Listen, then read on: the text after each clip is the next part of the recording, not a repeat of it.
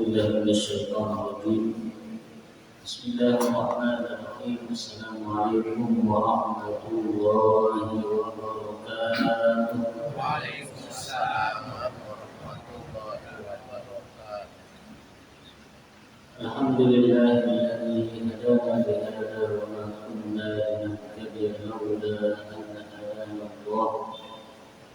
أشهد أن لا إله إلا الله وحده لا شريك له، وأشهد أن محمدا عبده ورسوله لا نبي بعده. اللهم صل وسلم وبارك على هذا النبي الكريم وعلى آله الأطهار وصحابته الأكرام التابعين وتابعين ومن تبعهم بإحسان إلى يوم الدين. اللهم أنت ربي لا إله إلا أنت خلقتني وأنا عبدك وأنا على عهدك ووعدك ما استطعت. أعوذ بك من شر ما صنعت وأعوذ لك بنعمتك علي وأعوذ بذنبي فاغفر لي فإنه لا يغفر الذنوب إلا أنت. الحمد لله والشكر لله ولا حول ولا قوة إلا بالله. Puji dan syukur senantiasa kita panjatkan kehadirat Allah Subhanahu wa Ta'ala.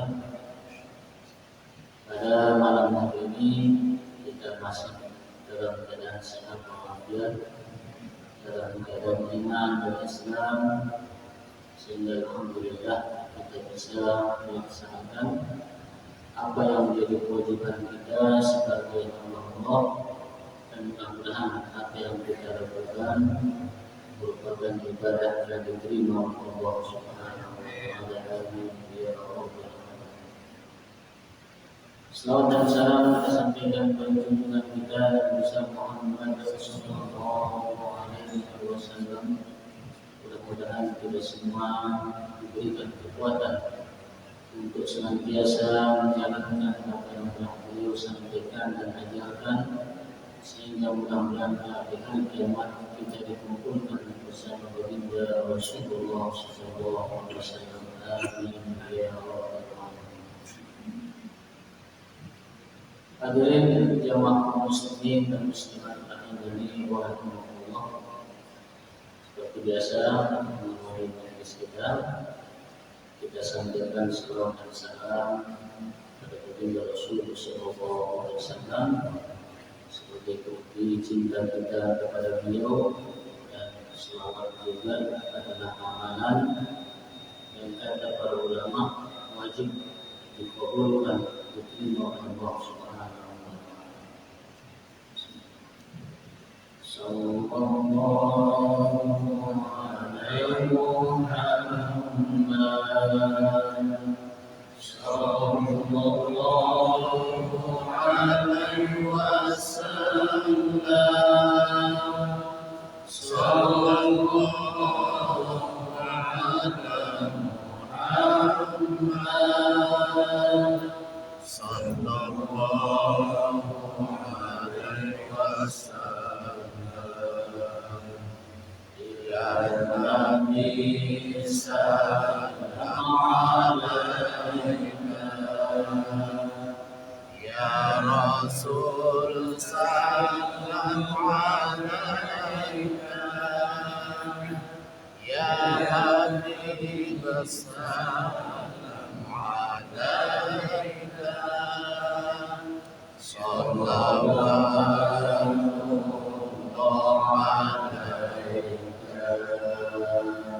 sallallahu ala Muhammad, sallallahu alaihi wasallam, sallallahu ala Muhammad,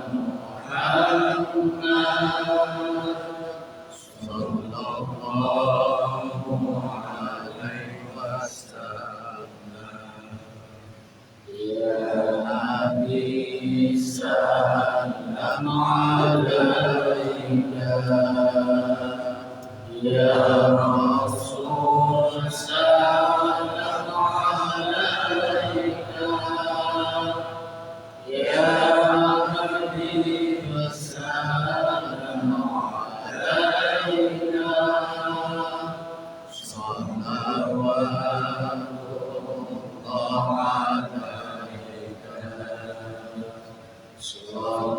الله عليك صلى الله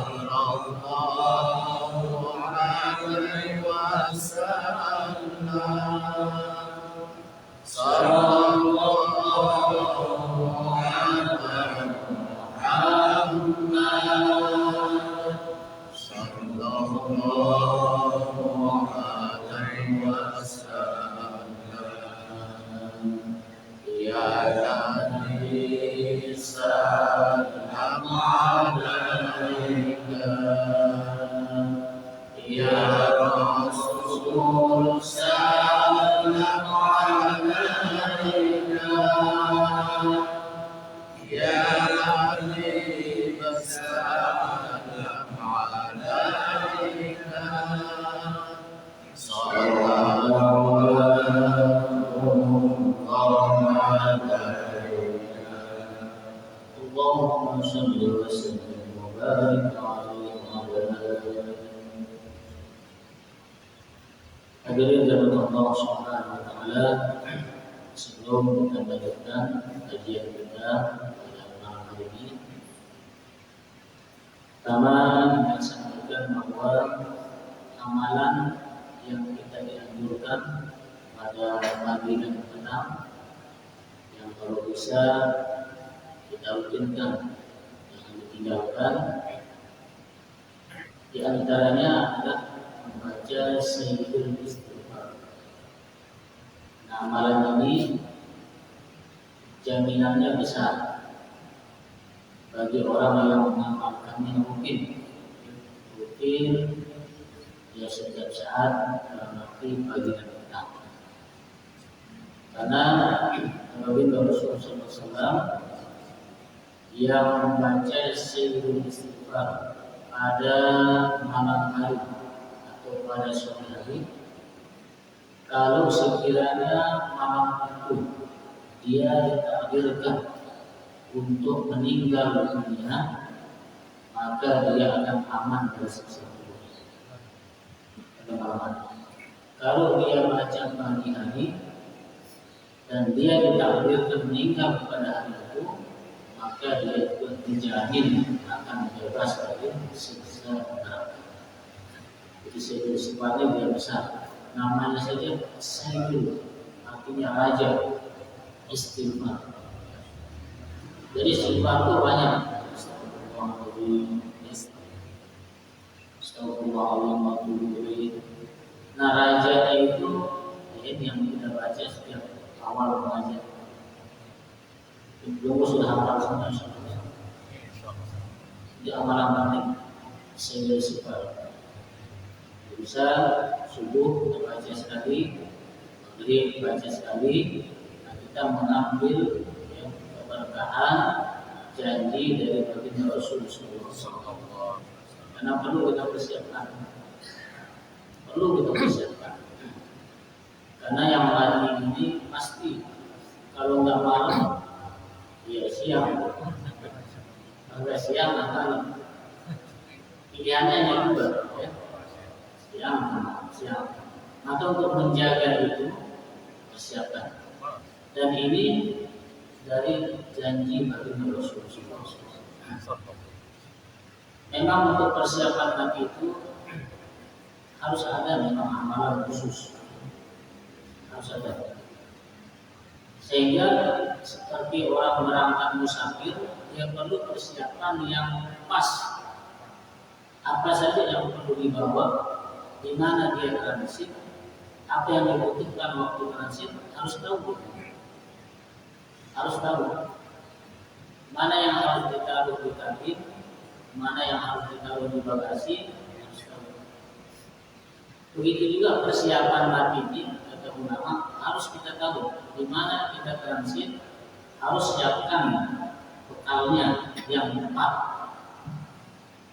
Kita kan transit pertama di dunia, transit pertama ini.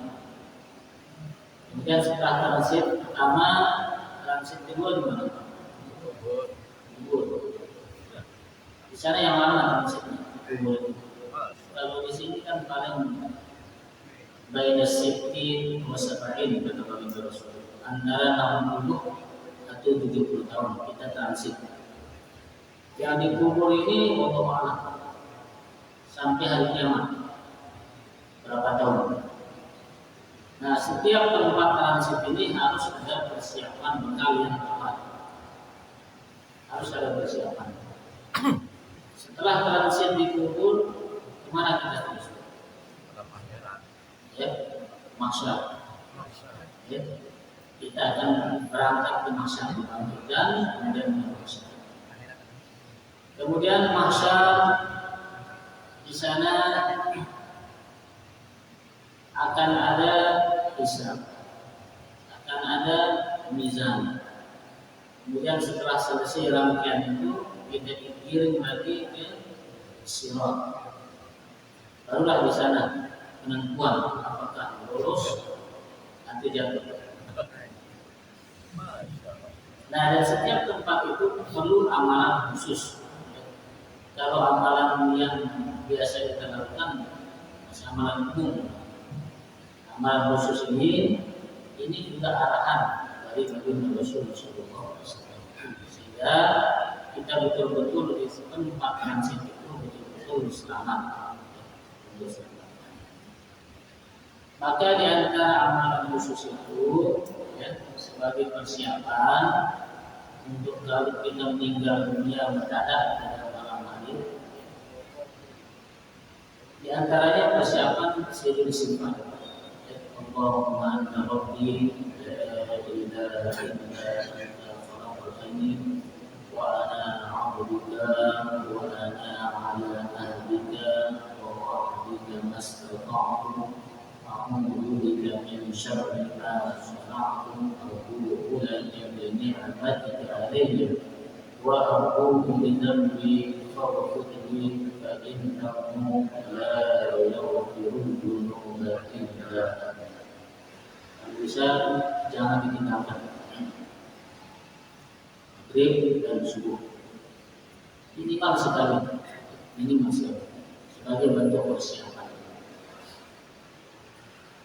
Kemudian yang kedua, setelah amalan ini kita akan mengalami namanya sakaratul maut. Sakaratul maut itu dia sakit. Ini Rasul yang berkata. Beliau saja merasakan. Sampai beliau katakan, kalau seandainya hanya saya yang bisa merasakannya, nggak usah umat saya. Saking sakitnya. Namanya sakaratul maut. Dan di waktu sakaratul maut tidak ada yang bisa menghibur kita. Tidak ada. Istri, anak sudah tidak berlaku lagi. Tidak bisa lagi. Tidak bisa lagi menghibur makanan, hiburan apapun. Anak, istri, cucu, keluarga, harta, semuanya tidak ada. Maka yang bisa menghibur kita sebagai amalan khususnya persiapan waktu itu kata Rasulullah sallallahu alaihi wasallam, akhbarani Jibril anna la ilaha illallah unsur muslim inda maut. Bahwa Jibril memberitahuku kepada Rasulullah sallallahu alaihi wasallam bahwa kalimat la ilaha illallah sebagai penghibur orang beriman ketika dia akan meninggal, ketika sadar. Maka amalan kedua perbanyak kalimat la ilaha illallah, karena dia yang akan menghibur kita. Kalimat itu ketika sakaratul maut. Dan ini tidak terasakan. Kita akan rasakan sakaratul maut itu dan bagaimana sakitnya. Tetapi sakitnya sakaratul maut sebagai penggugur dosa-dosa yang selama ini kita lakukan. Kafaratnya, dan itu puncaknya. Biasanya mukadimahnya kadang-kadang sakit sebelum mukadimah, kadang-kadang kolesterol, kadang-kadang darah tinggi, itu mukadimahnya sebelum puncaknya sakaratul maut. Kadang-kadang dikasih penyakit dulu. Tujuannya apa? Supaya dosa-dosa itu habis dulu. Ya habis. Puncak penghabisan dosa itu ketika sakaratul maut. Puncaknya sana. Karena sakitnya luar biasa dan orang yang sabar terhadap musibah itu maka dosa-dosanya akan digugurkan. Maka untuk menghibur kita ketika sakaratul maut banyaklah la ilaha illallah. Kata perbanyak itu bilangannya.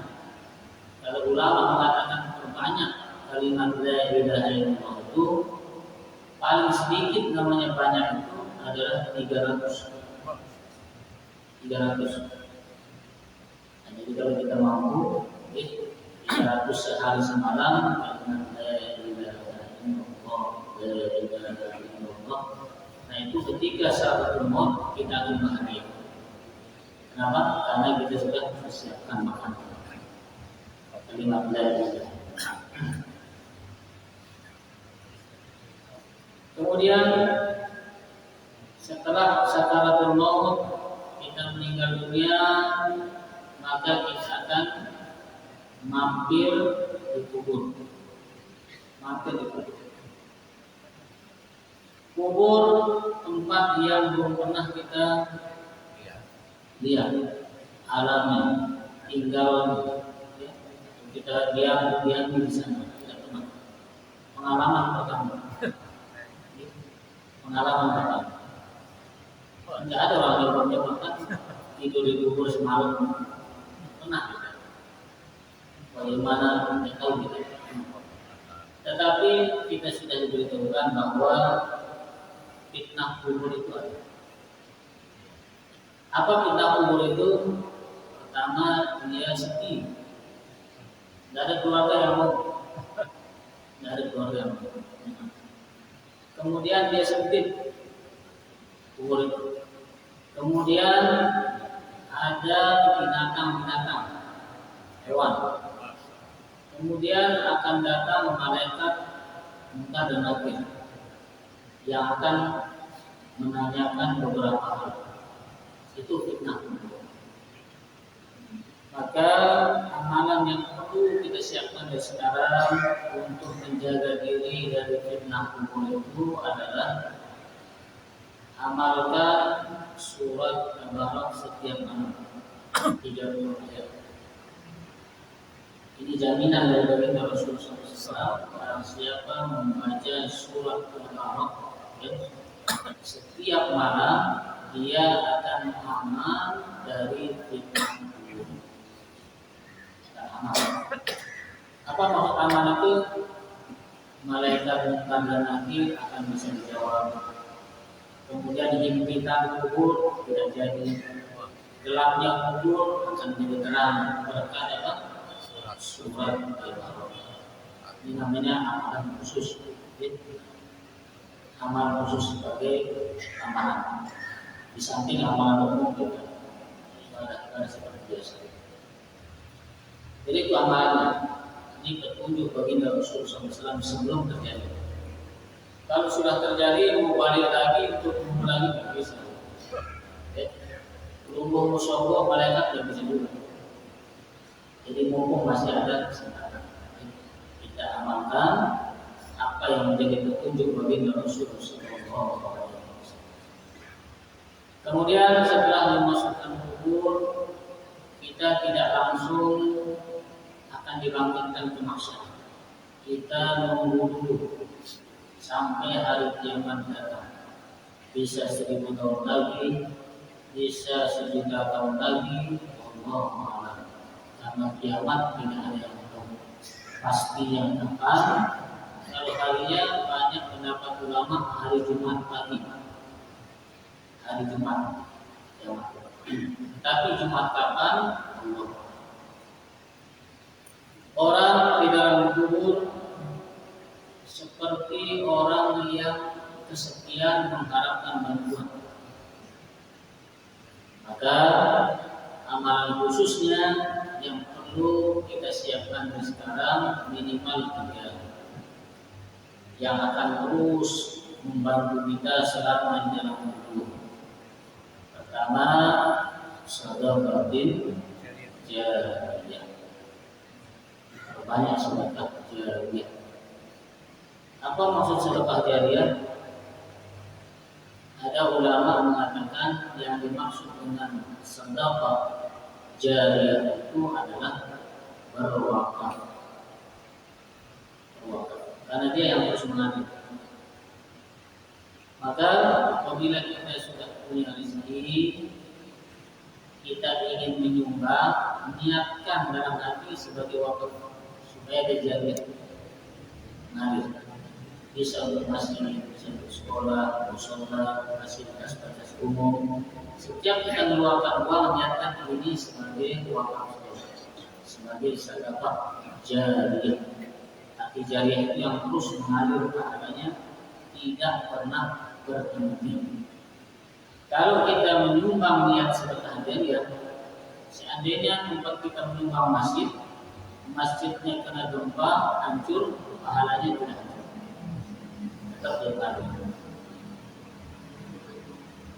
Kemudian yang perlu kita persiapkan untuk dikubur selain sedekah jariyah adalah ilmu yuntafa'u bihi, ilmu yang bermanfaat. Apa maksud ilmu bermanfaat? Apakah kita harus jadi guru? Apakah harus menjadi ulama? Tidak juga. Baru kita bisa mendapatkan peluang yang akan menyelamatkan kita dalam kubur. Ilmu yang bermanfaat itu kata ulama, kalau seandainya kita bisa mengajarkan anak-anak huruf hijaiyah, mengajarkan iqra, atau minimal kita bisa mengajar anak kita membaca surat Al-Fatihah. Nah, anak inilah setiap dia membaca itu kita mendapat pahala. Dan minimal kami orang juga yang soleh itu sebelum kita menyerahkan anak kita jauh-jauh sekolah itu minimal bekali dia dengan Fatihah. Fatihah itu dari kita orang tuanya, jangan dari orang, ya, tapi dari kita. Cara sholatnya dari kita, karena ini amalan yang akan terus dikerjakan. Setiap dia mengajarkannya, kita dapat bagian pahala. Maka minimal anak kita bekali dengan membaca Al-Quran, bisa baca Quran, minimal baca Fatihah. Karena ini yang akan kita beramalkan. Itu ukurannya saja. Tidak mesti menjadi ulama, ustaz, dan kita bisa ilmu yang bermanfaat. Minimal kita bicara Fatihah, bicara wudu, bisa cara sholat, itu sudah kita ajarkan anak-anak kita. Itulah ilmu yang bermanfaat. Kemudian yang ketiga, setelah sedekah jariyah, ilmu yang bermanfaat, yang ketiga adalah waladin sholeh yad'u. Anak yang soleh yang mendoakan. Maka proses untuk mendapatkan anak yang soleh ini juga dari awal pernikahan, ya, prosesnya dari awal pernikahan. Kalau kita ingin sempurna, kata ulama, apabila seorang suami dan istri melakukan hubungan badan, diawali dengan membaca doa, ya, Bismillah, Allahumma jannibna syaitan wa jannibis syaitan ma razaqtana. Itu hafal semua. Sering dipraktekkan. Ya, sering dipraktekkan kecuali yang belum nikah. Tapi gampang. Apa doanya? Bismillah. Apa? Masih ingat belum? Apa najahnya? Bismillah. Allahumma jannibna syaitan wa jannibish syaitan ma razaqtana. Keutamaan dua ini. Kita kan ingin anak-anak soleh. Satu, apabila dari hubungan suami istri itu melahirkan seorang anak, anak ini tidak akan dimurkakan oleh setan. Dia tidak akan bisa murka. Kalaupun misalnya nakal, anak-anak biasa, tetapi minimal dia tidak akan murka. Berkat doa. Minimal. Kemudian yang kedua, orang yang membaca doa itu Bismillah, Allahumma jannibna syaitan wa jannibish syaitan ma razaqtana. Setiap hembusan napas anak yang lahir dari hasil hubungan suami istri tadi, dia mendapatkan pahala untuk orang tua. Setiap bernapas pahala untuk orang tua. Karena berkat Bismillah, Allahumma jannibna syaitan wa jannibish syaitan ma razaqtana. Perlu diamalkan. Nah, itu anak yang soleh, yang mendoakan kita, yang kita harapkan doanya, sehingga kita dalam kubur amal sebelum. Kemudian setelah dari kubur kita dibangkitkan, di proses kehidupan kita di dunia dan akhirat yang akan kita alami, pergi kepada mahsyar. Pada mahsyar gambarannya orang tidak ada yang berpakaian, orang kelaparan, orang kehausan. Di padang mahsyar tidak ada alfamart, Indomaret tidak ada, tidak diizinkan dibuka di padang mahsyar. Mau nyari makanan tidak ada, minuman tidak ada.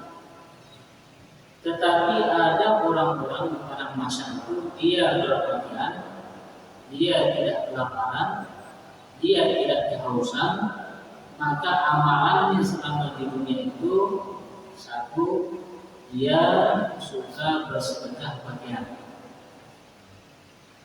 Orang yang suka bersedekah pakaian di dunia, nanti Allah ganti pakaian itu dengan diberikan pakaian di padang mahsyar. Jadi dia tidak belanja, dia tidak belanja. Orang yang suka sedekah makanan di dunia, di akhirat Allah akan mengganti makanan itu di padang mahsyar, dia tidak akan makan. Begitu juga orang yang sedekah air di dunia ini, di akhirat nanti dia tidak akan berdosa. Allah akan mengganti. Maka sedekah itu perlu variasi. Jangan hanya buang, perlu variasi. Sekali waktu pakaian, sekali waktu makanan, sekali waktu minuman, itu variasi. Karena semua itu akan nanti Allah ganti. Mau minum dulu?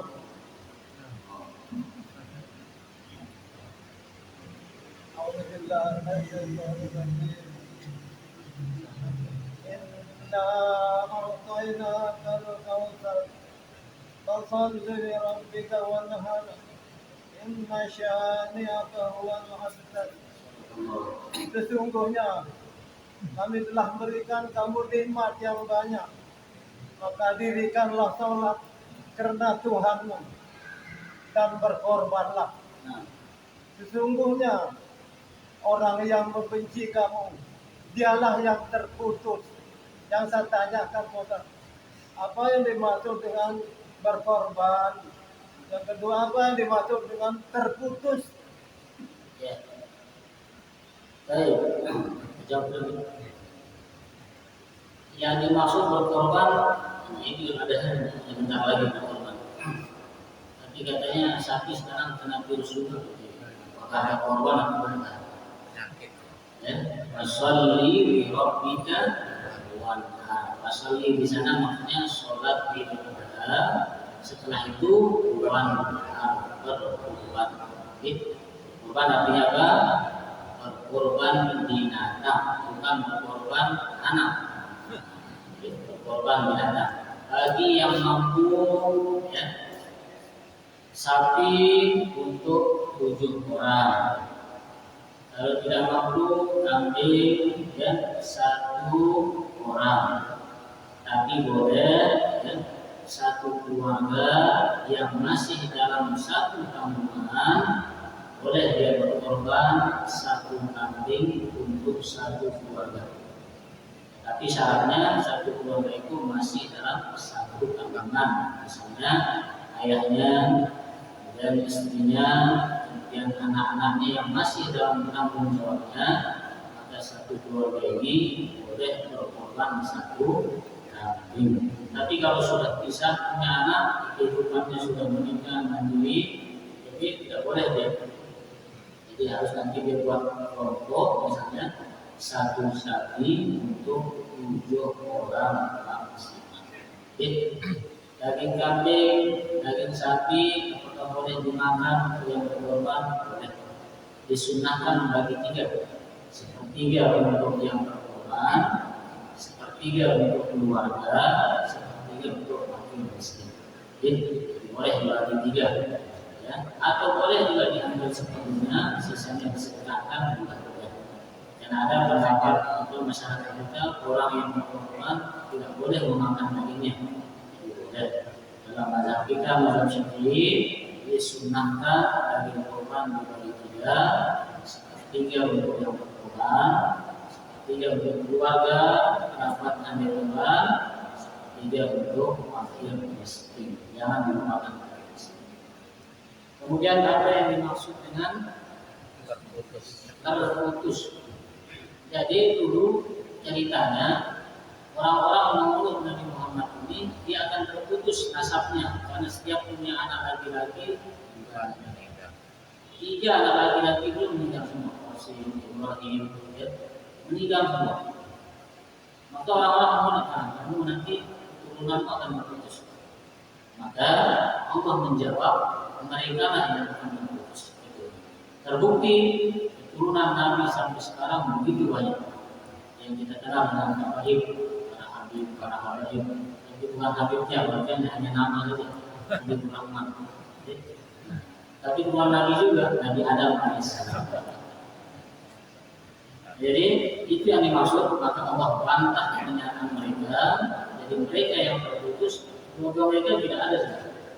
Nah, kita dengar keturunan Abu Lahab, Abu Jahal, tapi keturunan Nabi sampai sekarang sampai kiamat di mana-mana.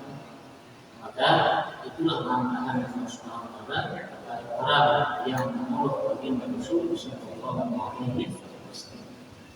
Jelas ya? Jelas? Tidak dengar dapat kurang dengar. Oh ya. Maklum. Paham. Baik. Kemudian setelah di padang mahsyar nanti akan dihisab. Ada yang hisabnya berat, ada yang hisabnya ringan. Bagaimana maksudnya hisab berat, hisab ringan itu? Kalau hisabnya berat itu maksudnya adalah orang ditampakkan dosa-dosanya di tempat umum, di depan manusia ditampakkan. Jadi kamu sudah melakukan ini, sudah mengerjakan ini, disaksikan oleh banyak orang. Itu hisab berat. Itu yang berat. Dan kita tidak bisa mengelak. Mau mengatakan nggak benar nggak bisa. Ya. Kenapa? Karena al-yawma nakhtimu ala afwahihim wa tukallimuna aydihim wa tashhadu bima kanu yaksibun. Pada hari kiamat nanti di padang mahsyar nggak bisa lagi ini disangka nggak benar. Tangan berbicara, kaki menjadi saksi. Makanya kita kemanapun kalau kaki ini ya, kita dianjurkan kalau datang informasi dari sini pulang ini supaya banyak jadi saksi kebaikan. Kita juga sholat kadang-kadang di sini, kenapa disuruh pindah di sini, pindah di sini, supaya banyak jadi saksi. Ya, supaya banyak jadi saksi juga. Maka kalau melakukan kebaikan itu perbanyak tempatnya, jangan satu tempat. Ya, sholat di sini, nanti pindah ke belakang, nanti pindah di luar, pindah, supaya semuanya menjadi saksi. Kemudian yang menjadi saksi selain anggota tubuh kita adalah malaikat raqib atid. Ada ulama mengatakan raqib atid tidak ada nama malaikat raqib atid. Itu nama sifat Allah yang maha raqib, mengawasi dengan penuh. Itu namanya raqib atid. Kalau seandainya nama malaikat, ada ulama yang tidak setuju nama malaikat raqib atid dengan dalil ayat wa ma yalfizu min qawlin illa ladaihi raqibun atid, tiadalah satu lafaz yang diucapkan kecuali akan di raqibun atid, akan diawasi dengan betul-betul. Kalau benar itu nama malaikat, katanya pasti ayat ini mengatakan wa ma yalfizu min qawlin illa ladaihi raqibun wa atid. Ada wawunya. Raqib wa atid. Tapi di sini tidak ada wawunya. Maka itu adalah sifat. Maksudnya menyampaikan ini, pertama, akidah kalau dianggap sebagai ilmu boleh kita berbeda. Supaya umat Islam ini jangan terlalu sibuk dengan perkara-perkara ini. Akidah kalau dia sebagai ilmu, silakan berpendapat berbeda sepuas-puasnya.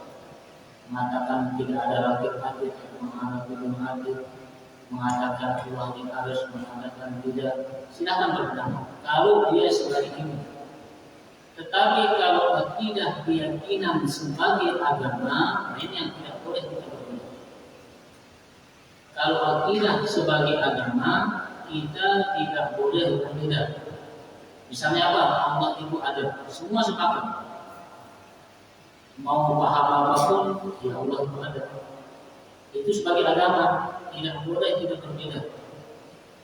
Kemudian setelah kita meyakini Allah itu ada, malaikat itu ada. Terlepas dari berapa jumlahnya, kemudian nama-namanya, silakan berbeda. Mengkaji silakan, pendapat ini, pendapat B, pendapat C silakan. Tetapi yang menjadi pokok kita bersama-sama yakin malaikat itu. Kemudian setelah itu kitab-kitab yang diturunkan oleh Allah kita sepakat ada. Berapa jumlah hurufnya, berapa jumlah ayatnya, silakan berbeda pendapat. Yang penting yakin bahwa ada kitab. Di antaranya adalah Al-Quran. Silakan berbeda jumlah ayat, jumlah mana yang makkiyah, mana diyah, mana yang jagoan turun belakang turun, silakan. Sebagai ilmu silakan. Tetapi kalau sebagai agama jangan berbeda. Supaya kita paham mana yang harus kita berbeda, mana yang tidak boleh berbeda. Kemudian rukun iman setelah di kitab ya, Rasul. Ya, Rasul harus kita yakin ada. Jumlahnya silakan berbeda pendapat, silakan. Kemudian tentang hari kiamat, kita semua yakin. Qadar dan qadar harus yakin. Nah maka akidah supaya kita paham banyak sekali kita sekarang umat Islam ini terpecah gara-gara hal-hal seperti ini. Jadi yang perlu kita pahami, kalau akidah kita bahas sebagai agama, kita sudah sepakat. Semua kita sepakat Allah itu ada, malaikat itu ada, kitab itu ada, Rasul, hari kiamat, qadar dan qadar, sudah selesai. Berarti kita bersaudara. Silahkan menjadi A, B, C, mazhab A, mazhab B, organisasi A, organisasi B, silahkan.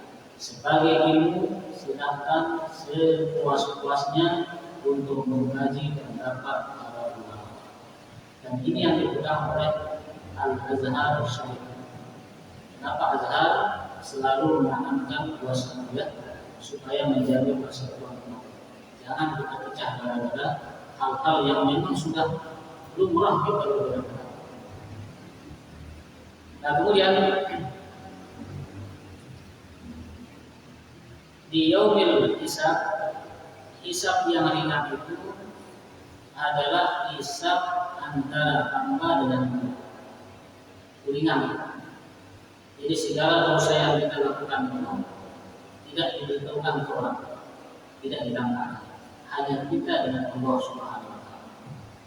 Siapa yang akan dihisab ringan itu, kata ulama, mereka yang tidak suka menyebar aib orang lain.